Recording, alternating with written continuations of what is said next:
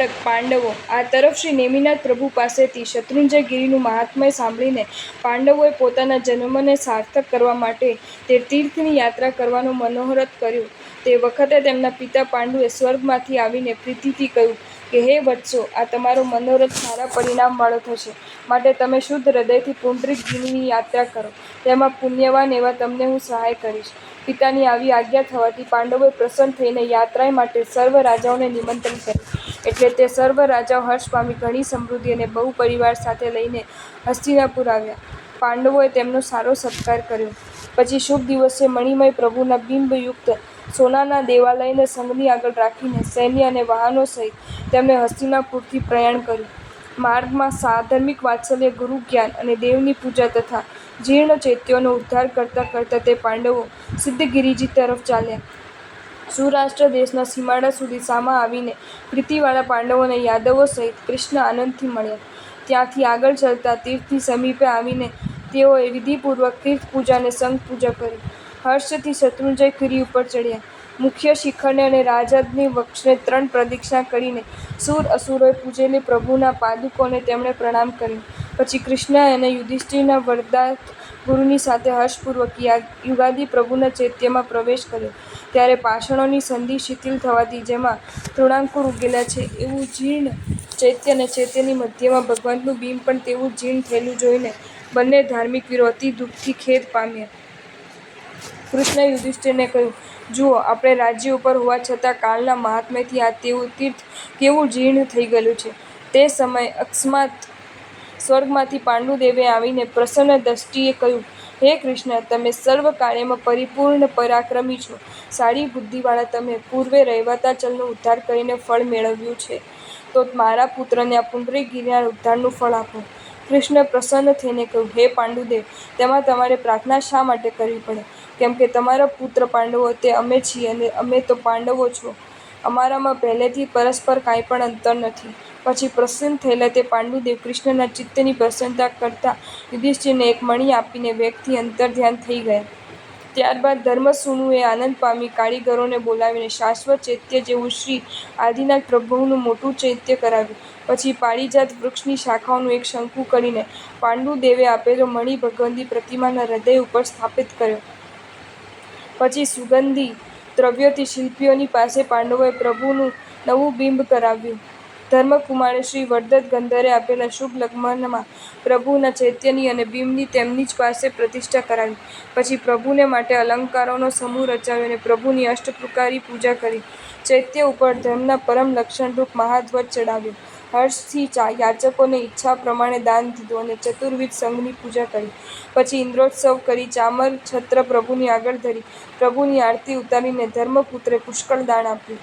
એવી રીતે ધર્મકુમાર સર્વ ધર્મ કાર્ય કરીને અનુમોદન કરતા સર્વ રાજાઓની સાથે ગિરિરાજ ઉપરથી ઉતર્યા. ત્યાંથી ચંદ્રપ્રભાસ તીર્થક્ષેત્રમાં જઈને શ્રી ચંદ્રપ્રભુની અને રેવતગિરિ ઉપર શ્રી નેમિનાથ પ્રભુની વિધિથી પૂજા કરી. ત્યાર પછી અર્બુદાચલ, રેવભાળગિરિ અને સમેત શિખર તીર્થ પર તેઓ ગયા. ત્યાં 24 તીર્થંકર દેવોની પૂજા કરવા દ્વારા તેમણે ઉપાસના કરી. આવી રીતે સંઘપતિનું સર્વ કર્તવ્ય કરી પુણ્યથી પવિત્ર હૃદયવાળા તેઓ અનુક્રમે દ્વારિકામાં આવ્યા.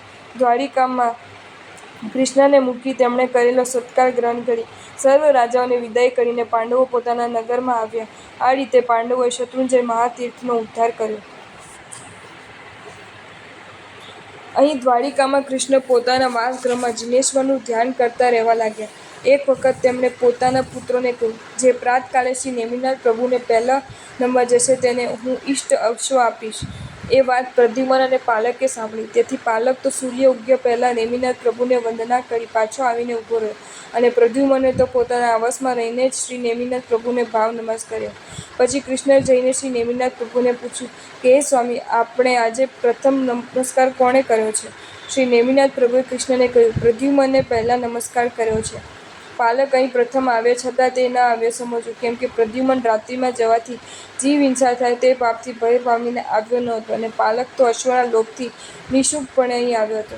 હે કૃષ્ણ, માત્ર કાયાથી ક્રિયાનું સાચું ફળ મળતું નથી, ભાવની પ્રધાનતા છે, માટે ભાવથી ફળ પ્રાપ્ત થાય છે.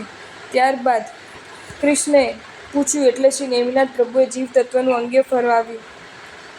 ફરમાવ્યું, હે કૃષ્ણ, આ સંસારમાં 84 લાખ જીવોની છે. તેમાં પૃથ્વી, જલ, અગ્નિ, વાયુ અને વનસ્પતિ એ 5 સ્થવર અને 68 જીવો છે. પૃથ્વી આદિ એકેન્દ્રિય, 3 વિકલેન્દ્રિય અને પંચેન્દ્રિય, 4 મણી, 14 જીવભેદ પણ થાય છે. તેમની કુલ સંખ્યા વિવિધ પ્રકારની જાણવી. શક્તિ મુજબ તે જીવોની જયના કરવી જોઈએ. તે સાંભળી કૃષ્ણ વર્ષા ઋતુમાં પોતાના રાજકુળમાં જ રહેતા. જીવ હિંસાના ભયથી બહાર નીકળતા નહીં. તે સમયે સામંત સહિત રાજાઓ અને લોકો કહેવા લાગ્યા કે હમણાં હરિ સૂતા છે. એમ ચોમાસા માટે લોકોમાં રૂઢિ પ્રવર્તી. એક વખત નેમિનાથ પ્રભુ સહસા વનમાં સંવત્સર્યા. ત્યાં આવી કૃષ્ણએ તેમને નમસ્કાર કરીને પૂછ્યું કે હે પ્રભુ, આ દેવ નિર્મિત દ્વારિકાપુરી અને વૈભવશાળી યાદવો પોતાની મેળે નાશ પામશે કે બીજાથી નાશ પામશે? પ્રભુ બોલ્યા, શામ વગેરે તમારો પુત્ર મદિરા પાન કરી દ્વૈપાયનને મારશે, એટલે કે કોપ કરીને દ્વારિકાપુરીને બાળી નાખશે, અને તમારા મોટા ભાઈ જરાકુમારના હાથથી તમારું પણ મૃત્યુ થશે. પ્રભુના આવા વચન સાંભળી અંતરમાં ખેદ પામતા કૃષ્ણ દ્વારિકાપુરીમાં ગયા. જરાકુમારે કૃષ્ણની રક્ષા માટે દૂર જઈને વનમાં નિવાસ કર્યો. લોકોના કહેવાથી તે હકીકત સાંભળીને દ્વૈપાયન ત્યાંથી બીજે ઠેકાણે ચાલ્યો ગયો, અને કૃષ્ણએ નગરમાંથી બધી મદિરા લઈને પર્વતની ગુફાઓમાં કુંડમાં નખાવી દીધી. તે મદિરા કાદંબરી નામની ગુફામાં રહેવાથી કેટલાક કાલે કાંઠા ઉપર રહેલા ઝાડના સુગંધી પુષ્પોના સમૂહ પડવાથી ગંધ માત્રથી પણ અતિ મદ કરનારી થઈ પડી. એક વખતે શ્યામકુમાર ફરતો ફરતો તે તરફ પહોંચ્યો અને તેની ગંધથી તેમાં લુલુપ થઈ. અતૃપ્તપણે તેનું પાન કરીને પણ તેને તેનું સુંદર પ્રકારે વર્ણન કરવા માંડ્યું, જેથી બીજા કુમારોએ પણ તે મદિરાનું પાન કર્યું. પછી ત્યાંના ધ્યાન નશામાં ફરતા તે બધા એક ગિરિની ગુફામાં આવ્યા.